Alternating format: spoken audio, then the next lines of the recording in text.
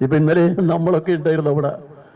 നിങ്ങൾ ആ വന്നിരിക്കുന്ന ജനങ്ങളില്ലേ, ആ ജനങ്ങളിൽ 2 വിഭാഗത്തിൽ വന്നതിനേക്കാളും കൂടുതൽ ആളുകൾ നമ്മളാണ് ജനങ്ങളുടെ കൂട്ടത്തിൽ. ഇവിടെ ആ പേരൂർ കട. എന്നാൽ നിർഭാഗ്യത്തിന് ഒരു പത്രത്തിൻ്റെ അകത്ത് 3 ഫോട്ടോ കൊടുത്ത്, ഒന്ന് LDF എന്ന് പറയുന്നുണ്ട്, കുറേ ആളുകളെ ഇതാക്കി കാണുന്നുണ്ട്, 2 കെയിൻ്റെ ഫോട്ടോ കൊടുത്ത്. കാരണം അതിൻ്റെ മേലെയാണ് ആളുള്ളത്, നമ്മൾ ആളൊന്നുമില്ലല്ലോ. ആ കെയിൻ്റെ ഫോട്ടോ കൊടുത്ത് മറ്റൊന്നിന് ഇടതുപക്ഷ മുന്നണിയുടെ പ്രകടനം എന്ന് പറഞ്ഞു കൊടുത്തു. ആര്? പ്രധാനപ്പെട്ട പത്ര, മോശമില്ല, നവോത്ഥാന പ്രസ്ഥാനത്തിന് ബന്ധമുള്ള പത്രം അത് കൊടുത്ത്. ഈ പത്രങ്ങളെല്ലാം ഇന്ന് നോക്ക്, 5 പത്രങ്ങളെ മുൻനിരയിൽ ഒരൊറ്റൊരു വാർത്തയും LDFനെ കുറിച്ചില്ല. എന്ത് അങ്ങനെ വരുന്നത്? എന്താ അങ്ങനെ വരാൻ കാരണം? പണവും സ്വാധീനമുണ്ടെങ്കിൽ പത്രങ്ങളെ വിലക്കെടുക്കാൻ കഴിയുമെന്ന് തിരുവനന്തപുരത്തെ പത്രത്തിലെ ആളുകൾ വിലക്കെടുത്തുകൊണ്ടാണോ? അപമാനമാണ്. എനിക്ക് മനസ്സിൽ ദുഃഖമുണ്ട്. ആ ദുഃഖം അറിയിക്കാനാണ് പ്രധാനമായും നമ്മളിവിടെ നിൽക്കുന്നത്. ആ ദുഃഖം അറിയിക്കാൻ. അത് ദുഃഖകരമായ കാര്യം തന്നെയാണ്. കാരണം ഒരു കാര്യം ഉറപ്പാണ്, ഞാനൊരു പാവപ്പെട്ട കുടുംബത്തിൽ ജനിച്ചത്. എനിക്ക് വലിയ പഠിക്കാനൊന്നും കഴിഞ്ഞില്ല.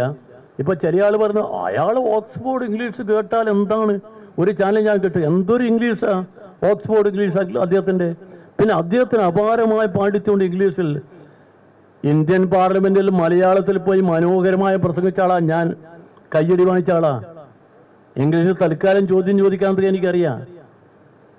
എനിക്ക് തൽക്കാലം ചോദ്യം ചോദിക്കാനൊക്കെ എനിക്കറിയാം. കുറച്ച് ഇംഗ്ലീഷ് എനിക്കും അറിയാം.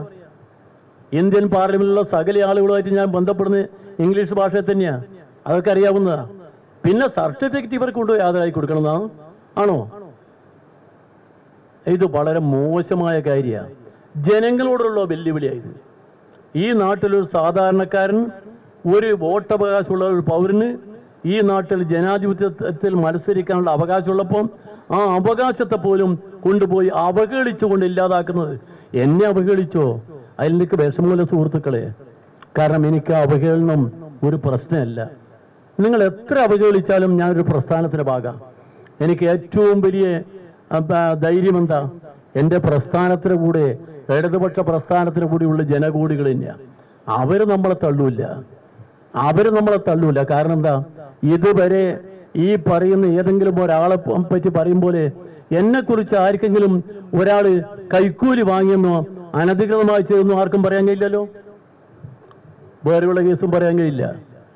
അപ്പം അങ്ങനെയുള്ളൊരു സ്ഥിതിയിൽ എന്നെപ്പോലുള്ള ഒരാൾ, ഒരു സാധാരണ തൊഴിലാളി ആയി വന്ന ഒരാൾ ഇവിടെ തെരഞ്ഞെടുപ്പിൽ മത്സരിക്കുന്നത് ഒരധിക പറ്റാണ്.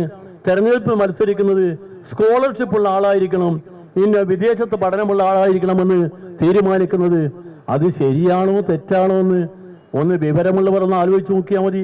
പത്രക്കാരെന്നെ, പത്രപ്രമാണിമാരെന്നെ ആലോചിച്ച് നോക്കൂ. അത് ശരിയാണോ? അതാണ് ഇപ്പോൾ വരുന്നൊരു വിതരണം. ഇത് ഈ നിങ്ങൾ പറയും പോലെ ഭാഷയിൽ ജ്ഞാനമില്ലാത്ത ഒരാൾ എന്തായാലും പാർലമെന്റിൽ പോയിട്ട് ഈ തിരുവനന്തപുരത്ത് 40 മാസം കൊണ്ട് തിരുവനന്തപുരത്ത് കാണുന്നത് ഈ വലിയ നേട്ടങ്ങൾ ഉണ്ടാക്കിയല്ലോ. മുൻപേരിൽ ഇടതുപക്ഷം അറിയുന്നില്ല എന്ന് ഭാവിച്ച പത്രക്കാരില്ലേ, ആ പത്രക്കാരുടെ പ്രധാനപ്പെട്ട നവോത്ഥാന നായകൻ ശ്രീനാരായണ ഗുരുദേവന്റെ അവിടെ റോഡ് ഉണ്ടാക്കാൻ 10 കോടി രൂപ ഞാൻ കൊണ്ടുവന്നല്ലോ. എങ്ങനെ കൊണ്ടുവന്നത്? ഞാനെടുത്തത് മോഷ്ടിച്ചു കൊണ്ടതാണോ? ഒരു പാർലമെന്റ് മെമ്പർക്ക് അവിടെ ചെന്നാൽ ഏതെല്ലാം സ്ഥാനങ്ങളിൽ ബന്ധപ്പെട്ട കാശ് കിട്ടുന്ന ഗൃഹപാഠം നടത്തിയിട്ട് അതനുസരിച്ച് കാശ് വാങ്ങി എടുത്തിട്ട് കൊണ്ടതാ. അത് മറന്നു പോരുത്.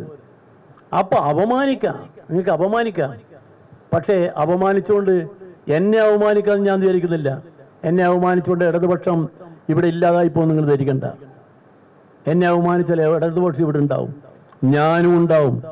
ഏത് അപമാനമായാലും ഒരു നീതിബോധത്തിന്റെ മുന്നിൽ നിന്നുകൊണ്ട്, നീതിബോധത്തിൽ ഞാൻ നിലയുറപ്പിച്ചുകൊണ്ട് അതിനെല്ലാം തന്നെ സഹനശക്തി കൊണ്ട് ഞാൻ സഹിച്ച് നേരിടാം. വേറെ ഞാൻ അതിനൊന്നും പ്രതികരിച്ചൊന്നും പറയുന്നില്ല.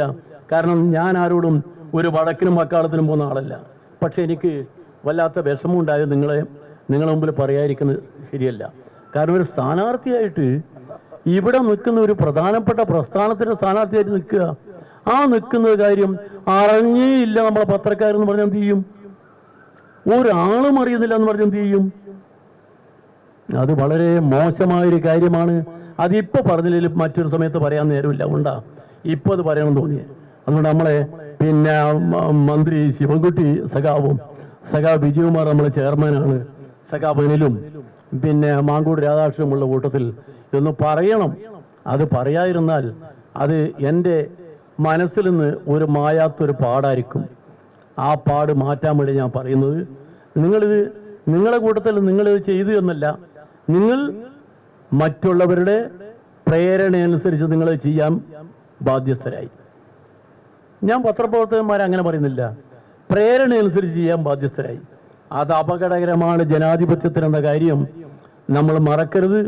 നമ്മളെ ജനാധിപത്യത്തെ ഈ നിലയിൽ പോയാൽ, കേരളത്തിന്റെ തലസ്ഥാനത്ത് ഈ ജനാധിപത്യത്തെ പണാധിപത്യമാക്കി മാറ്റാനുള്ള ശ്രമം നടന്നാൽ, ഇത് നടക്കുന്ന പണാധിപത്യം കൊണ്ട് വോട്ട് പിടിക്കുക മാത്രമല്ല, പണം കൊണ്ട് വാർത്തകൾ തമസ്കരിച്ച് ഒരു സ്ഥാനാർത്ഥി ഇല്ലാതാക്കി ജയിച്ചു കളയാം എന്ന മോഹം തലസ്ഥാനത്ത് തുടങ്ങിയാൽ എന്തായിരിക്കും നമ്മളെ കേരളത്തിന്റെ സ്ഥിതി?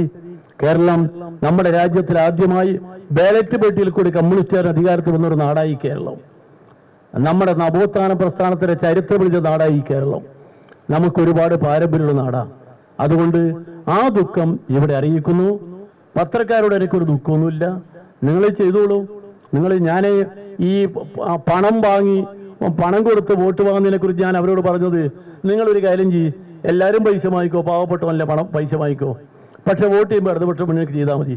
ദൈവത്തിൽ വിശ്വാസമുള്ള ആളുകളാണെങ്കിൽ മുറി പോരാതെ ഒന്ന് പ്രാർത്ഥിച്ചാൽ മതി, ദൈവമേ പെരുങ്കടന കയ്യിൽ നിന്നാണ് ഞാൻ കാശ് വാങ്ങുന്നത്, പക്ഷേ ഇത് ഇടതുപക്ഷ മുന്നണിക്ക് ഞാൻ വോട്ട് ചെയ്യും എന്നൊരു പ്രതിജ്ഞ എടുത്തിട്ട് നിങ്ങൾ വന്ന് വാങ്ങിക്കോ, അതിനൊന്നും തെറ്റില്ല.